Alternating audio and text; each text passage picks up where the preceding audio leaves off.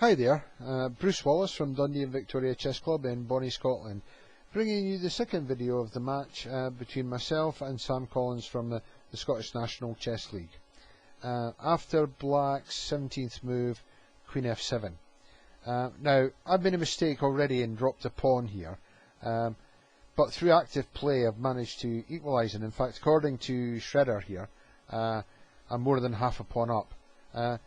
And after the game, Sam says that really the best continuation here for me was Queen h4, which threatens mate on h7, forcing h6, and then Bishop e3, e5, Queen g3, threatening to win the h6 pawn, Queen f6 defending, and here it's pretty level, despite being a pawn down. Unfortunately, after Queen f7, I played the move f4, which is a terrible move because it allows the move e5 with a discovered attack on White's queen by Black's bishop. Now, initially I thought I could play the queen to h4, but then h6. Possibly, I don't know. I'd have to look at that. But instead here, I played Queen g3. Now e4, attacking the bishop, forcing it back, bishop c2, knight e7. I didn't like the idea of this. You know, if I play a move, you know, rook a to a1 for example, knight f5 attacking the queen, is horrible. Queen f2, h6, being forced back here, and Black's position is crushing, you know, an advantage of nearly 3 pawns here.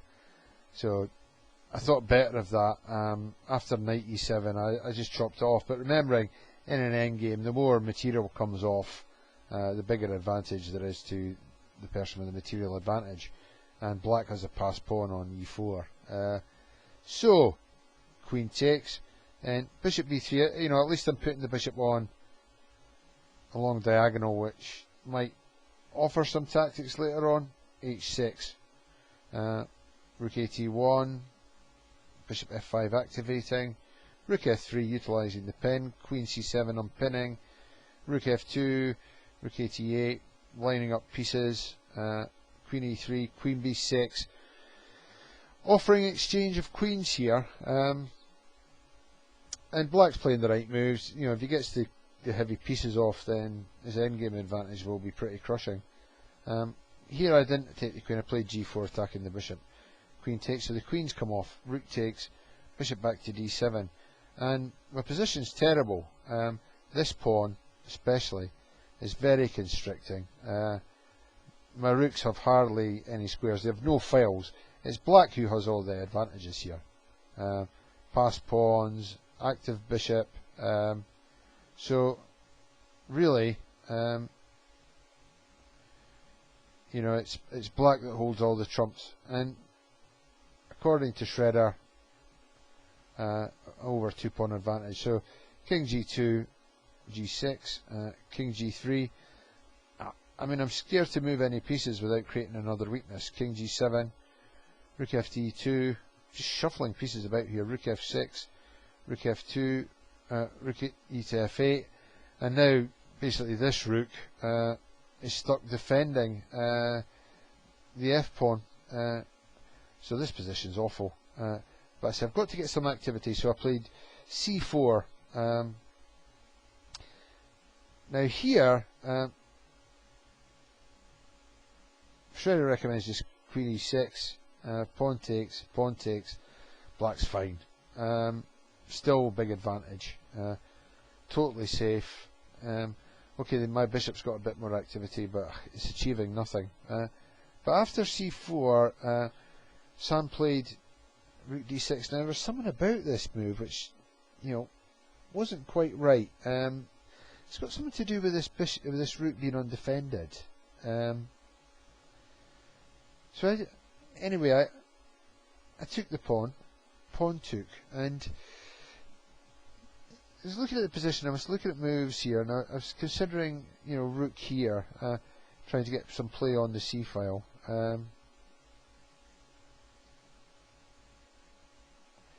And other moves, pawn moves, you know, a3 achieves nothing. h4 is playable, but no, it doesn't achieve anything. f5, I think it loses material. Rook e2 achieves nothing. I mean, the rook c2 move. You know, black can mate with, you know, rook c8, offering to swap off, and then if I move the rook, he gains control of the file. I was really stuck what to do, and then I noticed the move, rook d2, which creates amazing complications, even, you know, in what appears to be a fairly straightforward position. Some of the lines, for example, let's briefly look at them. Bishop e6, rook takes pawn, pawn takes, rook takes, with advantage to white. If rook e8, it's just rook takes, bishop takes, threatening to win another pawn. Not much black can do. Bishop takes, pawn takes, and again a 2-pawn advantage to white here. So you've got to remember, black's calculating all of this and looking for the best move. d4 is rubbish. You know, just drops a pawn. Rook d to f6 is actually black's best try. So you're creating, it does drop a pawn, but it leads to tremendous complications. I won't go into it for sake of time, but you can have a look at it on your databases. Tremendously complex position. I mean, you would have to really be a grandmaster to actually work out some of the combinations there. It leads to an even position. In any case, if we play the correct moves. Another line that we haven't looked at after rook d2 is in fact the move that black played, which is bishop c6. But rook takes, again, utilising the pin. Pawn takes, rook takes. Rook e8. Now apparently here, big advantage for black is, for white is f5, which I should have played. I did play it slightly later, but instead I played rook e6. Which isn't the best. Best here actually is just for black to take. There is an advantage, but I think white can hold the position. Instead, after rook e6, and I already offered black a draw by this point, but he played on. Black played rook d8.